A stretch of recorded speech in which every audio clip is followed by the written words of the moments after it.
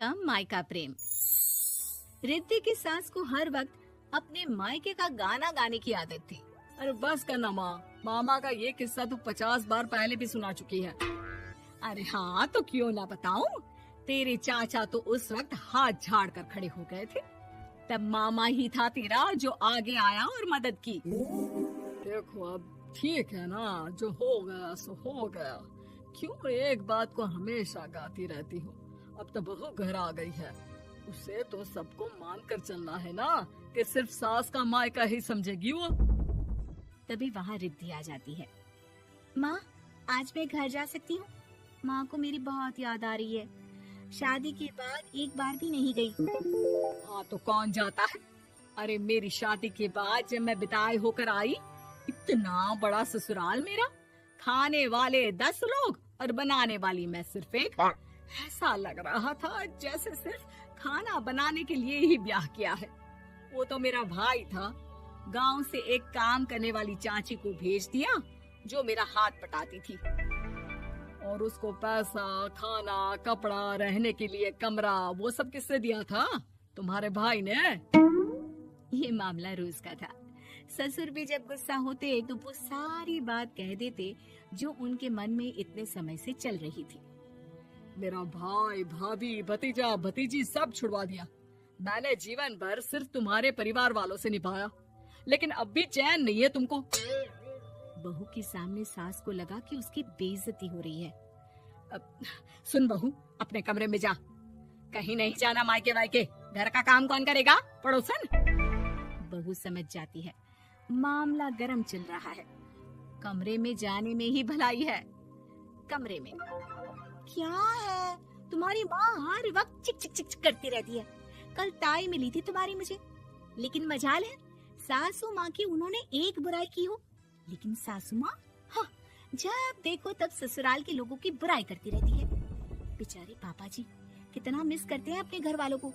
मेरा तो बड़ा मन करता है कि ताऊ जी, चाचा जी और सब मिलकर रहे, ना साथ रहे लेकिन आना जाना तो ठीक से रखे। हिंदुस्तान और पाकिस्तान एक हो सकता है, लेकिन चाचा और ताऊ के परिवार के साथ हम लोगों का मिलन ना जी ना, कभी नहीं हो सकता। ये बात है। देखिए मेरे साथ ना ज्यादा चैलेंज मत करिएगा।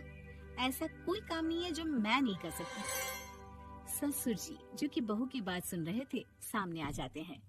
अरे बेटा, तू ये कर सकती है तो प्लीज मेरा परिवार किसी तरह मुझसे मिलवा दे।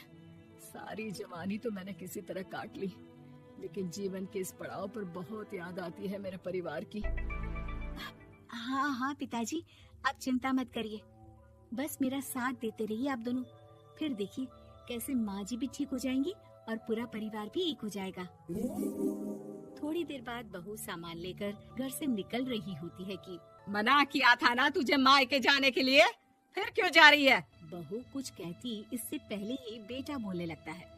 क्या है माँ, वो घर जा रही है।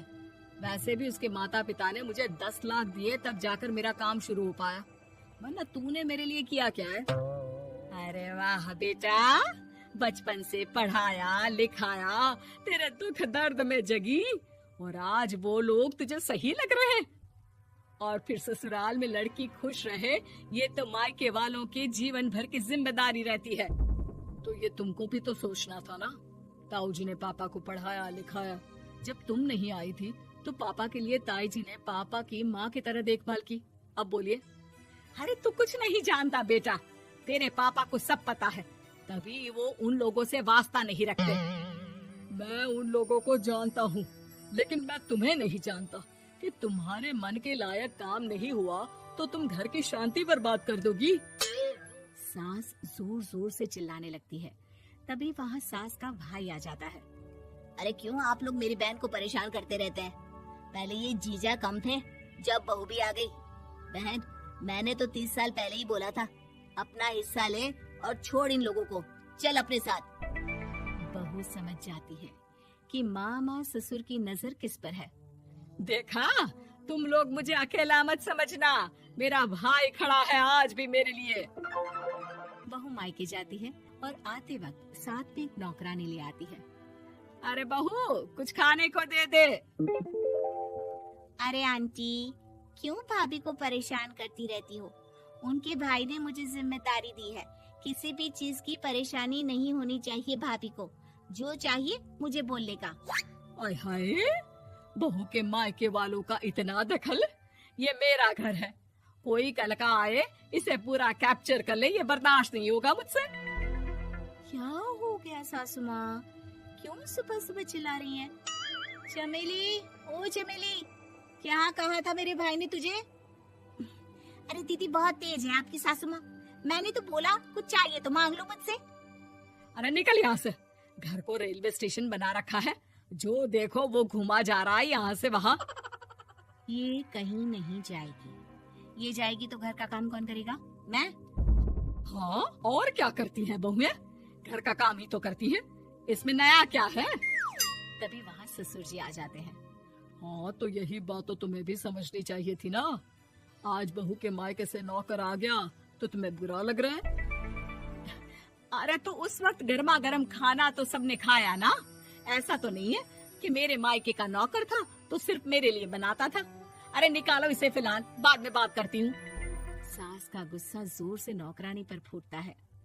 तभी वहाँ बेटा सामान के साथ आकर खड़ा हो जाता है। चलो रिद्धि, तुम ठीक बोलती हो। मेरी माँ को तो हम लोगों की कोई फिक्र है ही नहीं, ये तो सारा दिन सिर्फ अपने बारे में सोचती है। और देखिए, मैं अब से कह रही हूँ कि अब से इस घर की तरफ आपको देखना भी नहीं है। नहीं आना आज के बाद इन लोगों से मिलने।